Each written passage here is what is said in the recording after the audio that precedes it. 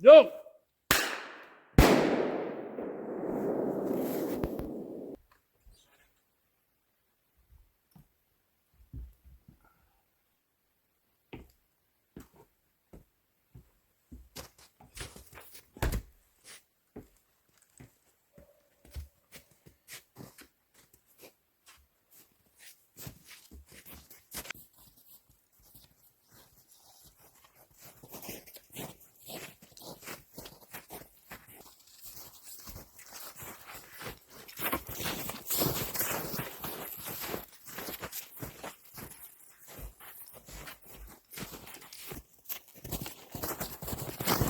Hi, I'm Glenn. I'm Maureen. We heard the wolves howling again last night. So today we're placing our recorder near the location that we heard the wolves howling from, right near our off-grid cabin on our 40 acres here in the wilderness of Ontario, Canada.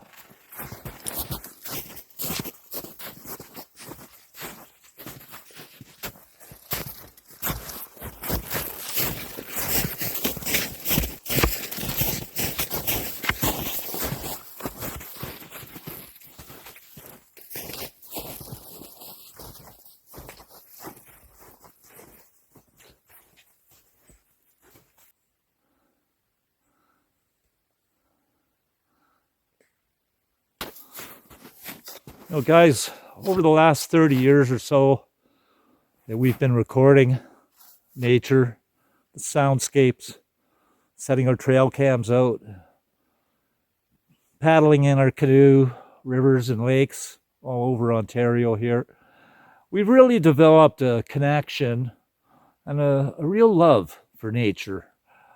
And it's through the little moments that the story builds. It may not necessarily be one huge moment, but I'm going to tell you about an encounter that I had with a wolf that was one of those pivotal moments that really shaped my perspective. Since we heard the wolf calls again last night, Glenn decided to jump at the opportunity to set out the mics tonight to see if we can capture the wolf calls again tonight. And as we go, we'll keep an eye out for any sign. We'll set our recorder up and we'll see what we get.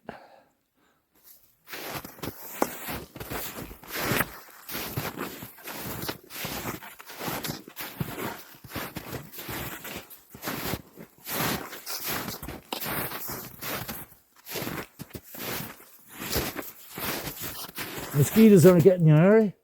Not yet. No mosquitoes. All right. We're I'll good. stick around. All right. We don't want you moving back to the city if mosquitoes were getting you this time of year.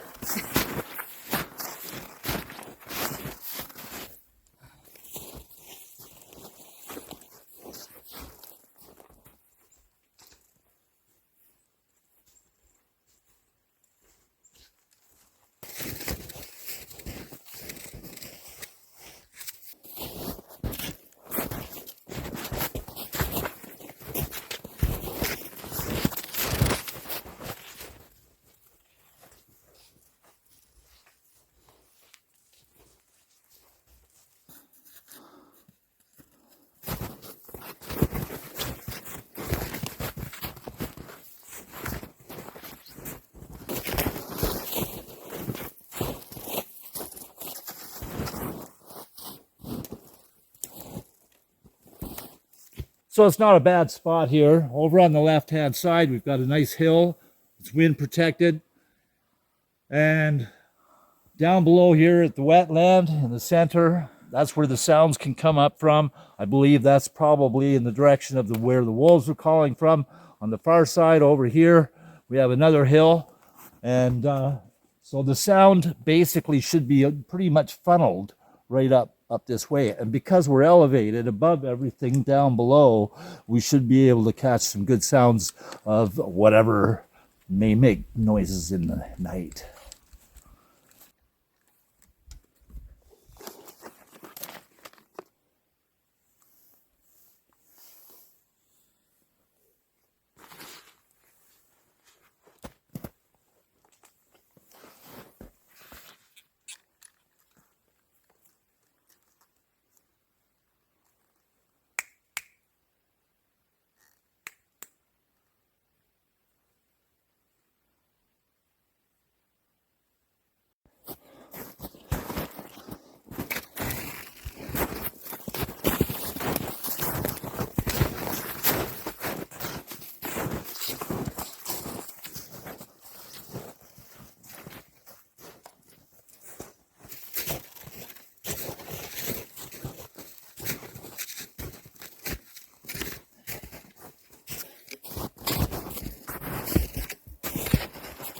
Look at this here.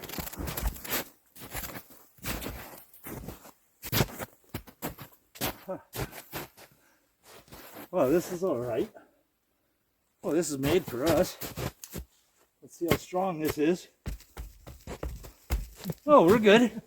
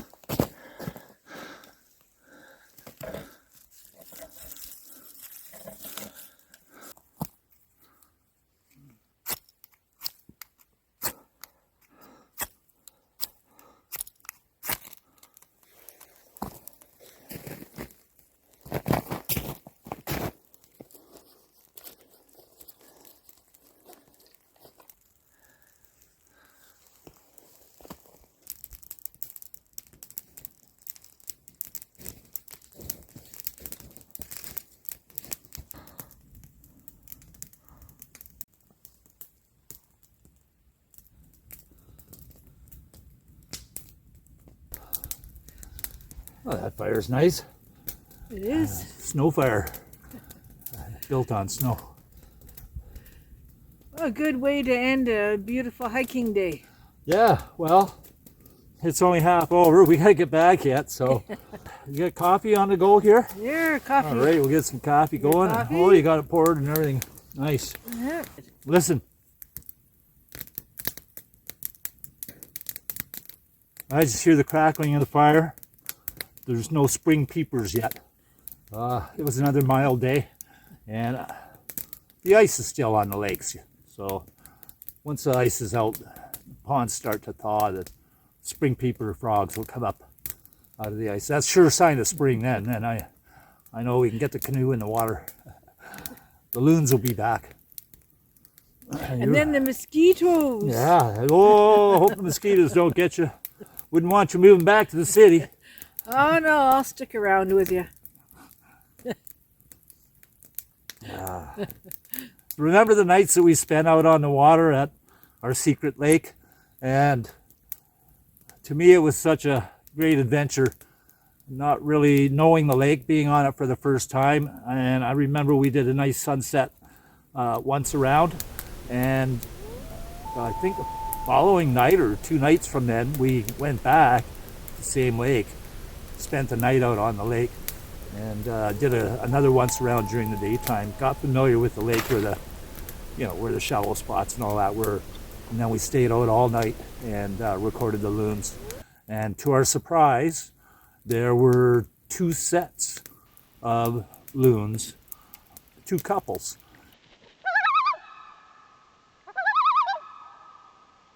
We didn't see them with the babies the first year. They were awesome to listen to at 2 o'clock in the morning in the dead quiet of the night. Super calm water.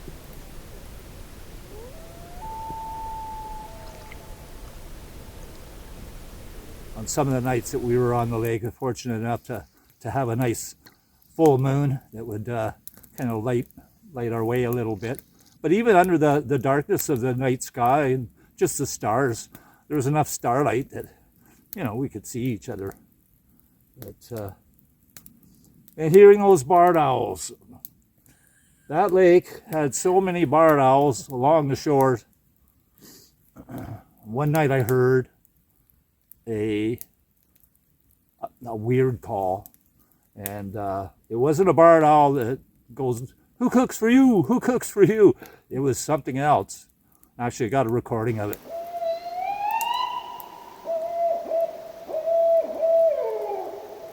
And as I found out, that was a barred owl, but it was doing a different kind of call. I think territorial, and possibly even a mating type of call. It's called a caterwaller. First time I heard it, it sure was shocking. I had no idea what that was. So. I was surprised to find out that it was an owl that that type of call. Well, that first recording that I recorded it, I was parked under a tree in the canoe.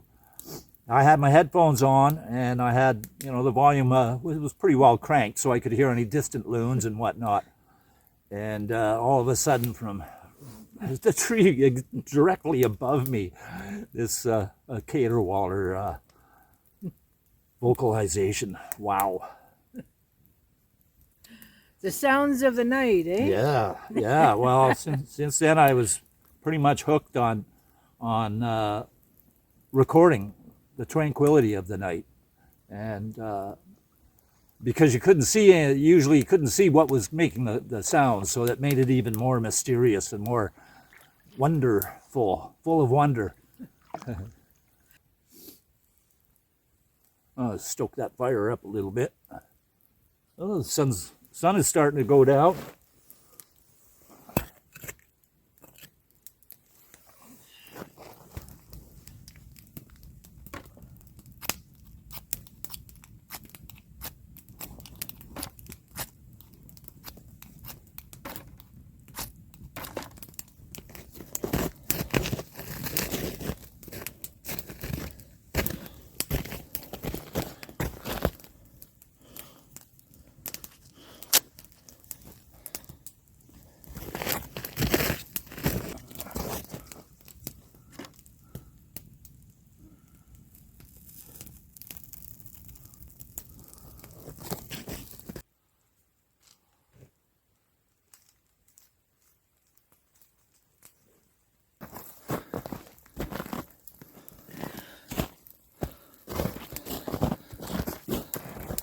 Nice spot, eh? It is. It's beautiful. So we've got the recorder and the microphone all set up in a nice spot over on the other side of the hill there. And we've got the torches all set, some coffee on the go. I think I can share a time when I came face to face with a wolf. I woke up around 4 o'clock in the morning, well before sunrise one morning. I wanted to couch the soundscapes, set my microphones out. It was late spring. The snow patches were still on the northern side of the hills. I was in the Whitestone, Ardbeg area. Lots of crown land around there. I found a back roads trail and got off the secondary road, followed the trail in. My curiosity had gotten hold of me, and I wanted to see how far in I could go on this trail. It was dead-end trails are often good places to record the soundscapes and birds and wildlife and whatnot. I usually just set the recorder up and go hike somewhere and let the recorder go for a few hours. I just go chill for a few hours. I noticed a creek that was winding its way through the bottom of the hill. So I thought that'd be an interesting place to set my microphone and record that area. And I've been recording different creeks and streams and enjoyed the characteristics of each individual one. So I thought it'd be nice to record that one that day. So I placed the microphone and a recorder, and then I went downstream several hundred yards so that I was out of earshot of the microphone, and I was playing with the pebbles, not really making much noise or anything, and playing with the pebbles and rocks and just enjoying the sounds of the early morning and birds. And then I felt that something was watching. I looked up. To my astonishment, there was a big wolf quietly standing about 15 steps from me. This was a big wolf. It was not a coyote. I think it may have been an eastern gray wolf. And when I first saw this majestic wolf standing there watching me as I dabbled playing with the rocks in the stream, I was surprised, not just by its presence, but by the fact that it was just standing there. My immediate thought was, am I in danger? But it didn't look menacing, and it didn't appear to be threatened or threatening, so my initial fear kind of changed to just healthy respect. As I watched it from the other side of the creek, it just stared at me. This wolf was standing about 15 paces from me, staring.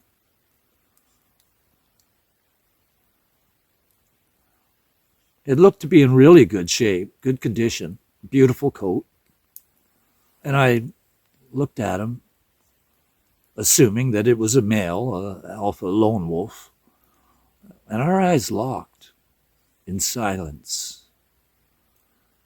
Without glancing away, I very slowly stood up.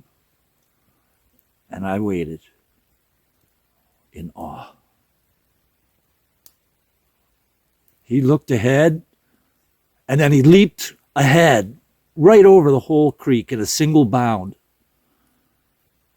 And without looking back, he just nonchalantly, casually walked up the hill. And as he walked over the hill, I watched him disappear. And since neither me or the wolves seemed to be threatened by each other's presence, my curiosity got the better of me, and I thought, should I? I may never get this opportunity again. Should I give a short howl? Just to see? Dare I?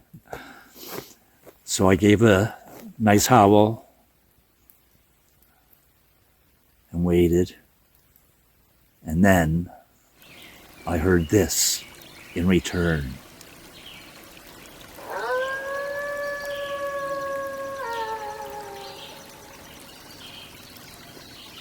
Not only did I feel a sense of respect, but also a huge sense of wonder that transformed my fear into a feeling of awe at the utter power of nature.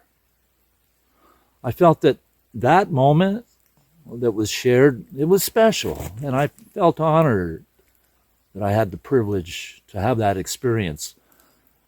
You know, it left me with a sense of peace, tranquility, that sense of awe that just came over me. I was full of gratitude. Living on this 40 acres here in Ontario's wilderness makes me realize that we need to act in a way that is in harmony with nature. It makes me act from the perspective that we are in their backyard. It's not the other way around. So we try to keep our ecological footprint to a minimum, a low impact on our surroundings and on our environment.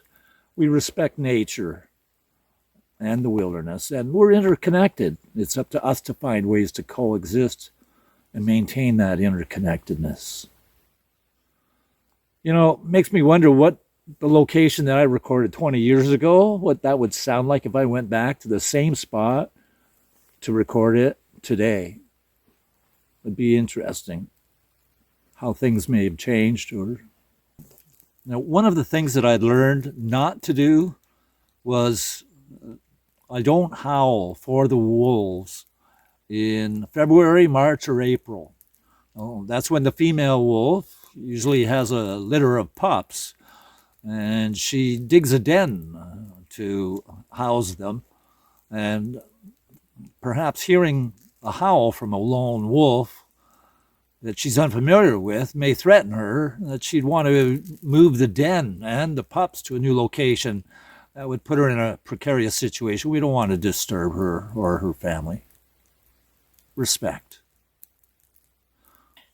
There are some of you that may be worried about us out here because it's dark. There's wildlife out there like wolves and other animals. I just want to let you know we're safe and we're okay. We're very familiar with the area. This is our land and we know it and we're safe on it and we feel comfortable. We've been adventuring out in the wilderness for years, actually decades, like a long time. And we've learned what is good for us and what we can handle, what's comfortable for us. So like we're dressed warm and dry.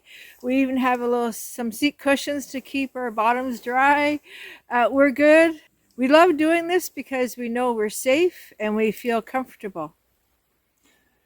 I wouldn't let Maureen come out here if I felt that we were in any danger at all. And we do take safety precautions. Yeah, we're fine. So yeah, we've been out hiking in the bush for 30 plus years, tenting, camping, hiking the trails, canoeing the lakes, paddling the rivers. For the sake of our viewers, what would one do if they have an encounter with a wolf? Well, first of all, if you have eye contact, don't break eye contact. Don't glance away. Whoever glances away first is the submissive one. So you need to stand up, maintain eye contact, yell at it, look menacing, wave your arms, make a lot of noise. Let them know you're boss. If you've got a whistle, blow that. They don't like the unfamiliar noises.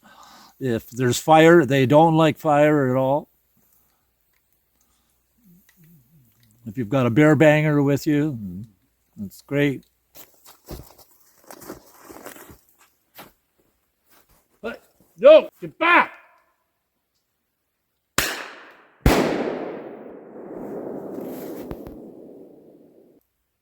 You know, for myself, I would have a really hard time, I think, not running. Like Well, I know it's the wrong thing to do, and I you- know we have all the safety stuff. Well, the instinct is to run, but Yeah. you need to take a deep breath, assess the situation. Am I in trouble? And if you determine that you are being threatened, but you feel threatened by that wolf, then go to your deterrence, take a deep breath, make yourself look big, do the yelling, wave your arms, blow the whistle, make some noise, and get the bear banger out. Get some bear spray out if you have that. Make sure the wind's not blowing back at you if you discharge that. Usually a wolf will avoid humans at all costs. They really don't want to have an encounter with a human. And they know that you're there long before you know that they are there. And if you do come across each other by surprise, just make yourself look big and menacing and don't back down. Don't run away. And if there's two of you together, I would then go back to back, and one person just grabs onto the other, and you slowly walk away, and you don't turn your back on the wolf as you go, and just slowly walk away. What do you say we be packing up, heading on back to the cabin? That sounds like a plan. Sounds like a good idea. Okay, well, all packed up. That was a nice coffee, and back we go through the bush towards the trail, and keep your eye open for eye shine.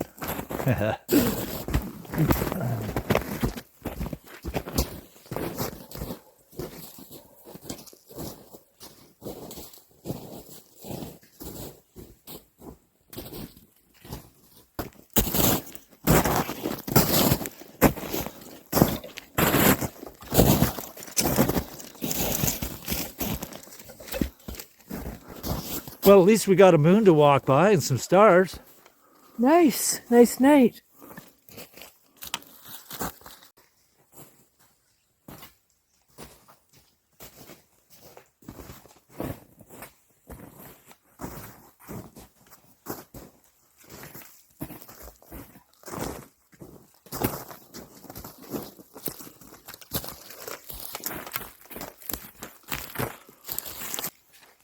here's the trail.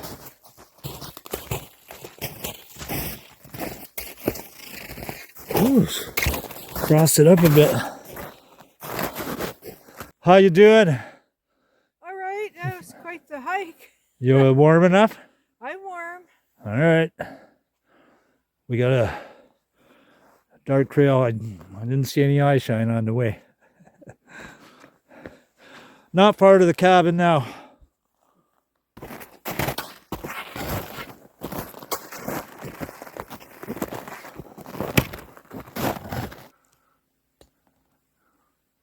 Oh, we got a bit of a moon there. Lots of stars.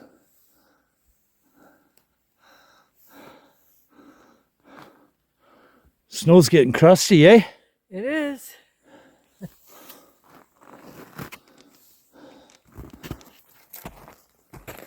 Oh, man. Earlier I asked you if there's ever any wolf attacks on humans. Did you look it up? Did you find out anything? Yeah, I looked up the recent number of attacks by wolves on humans, and there have been no reported attacks on humans in 2023 or 2024. And I think there was a couple of attacks over the last 20 years. And so there's been none this past year or so. No attacks of wolves on humans. Interestingly enough, though, the number of wolves that were killed by humans was over 500 a year. Wow. Over the last several years.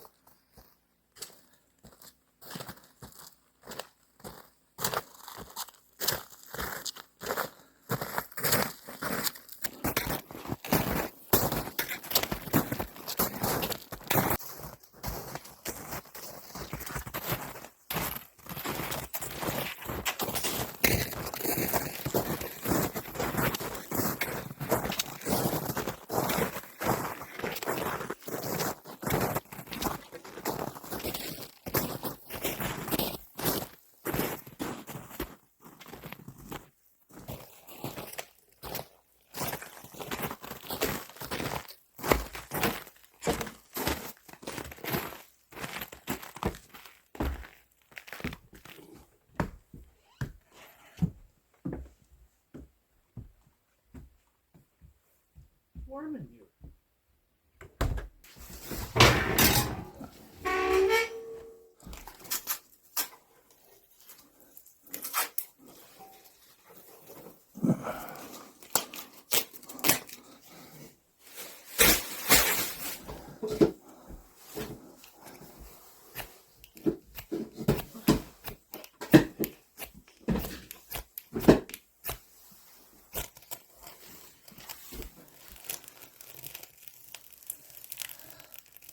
Well, that's all for this one. We'll see you next time.